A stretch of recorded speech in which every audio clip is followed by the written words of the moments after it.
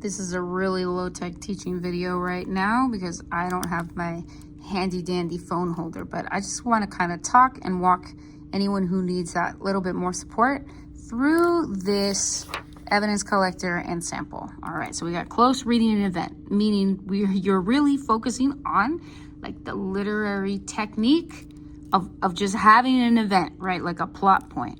Okay, so you can see you'll put the text title and author, focus event, and pages. So then you're just gonna put it like, not even like a long summary, like a short summary, like Leone eats meth, right? That kind of thing. All right, and then contextualizing. This is where you need to summarize in like a decent amount of detail the event, the sequence of events, and then make sure you're hitting the like who, what, when, where, okay? And then now for this part, in the given section that I've kind of delineated on those certain slides within our slideshow, slides either 134, 35, or 136, then you're from there gonna read even more closely and choose 3 pieces of evidence to then analyze even more closely. So what is this doing? This is giving you the practice to be able to, you know, at some points, just kind of ignore figurative language to a certain extent and focus on thinking about plot events, right? Like sequences, like narrative sequences as a literary technique. So this is like essentially everything you would need to put together like a really good analytical paragraph, right? A body paragraph that then would turn into an essay. All right, so I just kind of want to look at these parts with you, right? Do keep it short, 9 words or less. I'm not counting it up, but basically you can see how small I made these spaces. You should be able to fit it in there. All right, and now, what conclusions can you draw from the connotation of specific words and phrases? So setting aside even like metaphors or anything like fancy, just like the words themselves. I want you to practice every single time you're pulling the evidence, consider like the connotation of specific words and phrases or syntax, okay? Like, are there noticeably short sentences or really long sentences? Is that affecting pacing? Is it making it go faster? Is it making it go slower? Okay. And then that second prompt that I want you to kind of consider when you're analyzing all of these is, how does this move the story forward? How does it change narrative tension? Or how does it affect the relationship between 2 or more characters, right? Because we went over in that other teaching video that the function of some of these structural contrasts or whatever is to create balance, to highlight ideas, right? In terms of like thematic understanding or to move the plot forward, right? Okay, so what else is it doing? Is it making you think like thematically, thematic understanding?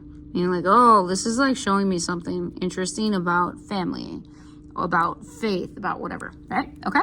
So that's what you're putting there. 1, 2, 3 pieces of evidence. 3 pieces will give you check plus. 3 will give you check. 2 will give you a check, okay? 1 will be check minus if you do everything else that's on here, okay? And then after you do all that, then that's when you put it all together into a synthesis, okay? So this would be in addition to everything that's here. So now I'm gonna flip over and go to the back. So this is the whole thing filled out, and I just pulled like a very short portion of chapter 7 from Sing Unburied Sing. So you can see how short I call the focus event. Police pull over, Leone turns into a drug mule. Okay, you know what I mean? Like she swallows the drugs. All right, so title and author. Now here's my summary. The day after retrieving Michael from Parchman, the young family and Misty stay another night at Al's house. A few hours into their drive back home. So this is all to say, this is before this passage starts, okay? Because you've got to contextualize it. That's what I mean by contextualizing, is that you want to tell your reader what is happening before that passage happens a little bit, okay? Because it matters, right? A few hours into their drive back home, they are pulled over by the police, and in a panic, Leone swallows the bag of meth they were transporting from Al's house, right? Okay? So now we've got 3 pieces of evidence. I tried to keep it really short. The police, Michael says, we have to switch, grab the wheel. Jojo is looking straight at me. He's all pop. I snatch the small white baggie. I shove it in my mouth. Now, this is all here for you. I'm not going to read it all out loud, but I'll read one of these, okay? So, although Michael altered their car to create an emergency drug dump trapdoor for cases such as this, their disorganization and unsober lack of critical thinking have rendered it useless. Right, so I'm contextualizing again a little bit. As Michael fumbles and fails, the verbs snatch and shove highlight the aggressive and decisive nature of Leonie's decision making. Okay, I should have said impulsive there, actually. I'm going to change that. Impulsive. Because decisive and decision is just too redundant. It doesn't sound good. Okay. The act of swallowing a large quantity of meth takes the current police emergency and amplifies the situation into a medical emergency. All right. So now I'm saying, what is this doing in terms of like moving the story forward? Leonie has put her life in danger, potentially leaving her kids without a mother just to keep Michael from returning to prison. All right. So we can see like the push and pull, like the tension that this whole situation is placing on everyone in the car, on her relationship with her children, and then what it's showing about her relationship with Michael, right? Again, this would be a supporting detail to prove that Michael matters more to Leonie than anyone else, including her own children, okay? And then what am I doing with this part? Like talking about those verbs, right? They're very like aggressive, snatch, shove, right? Violent verbs. I'm making sure that I'm doing due diligence and paying attention to specific words and phrases, okay? And again, I did that same thing in this other one, right? Straight conveys a sense of justice, crooked character, and then this is talking about the relationship. And then in this one, right? Rising action, emotional tension, terse dialogue, short sentences or fragments. And I'm saying, what is that doing? It's like conveying their fear, okay? And then now we have this whole like little synthesis on the bottom. In the novel Sing Unburied Sing, Jessamine Ward breaks up the potential monotony of a long car ride. So I'm starting off by making sure that I am analyzing the function of this sequence of events, right? Because that's what I'm trying to do.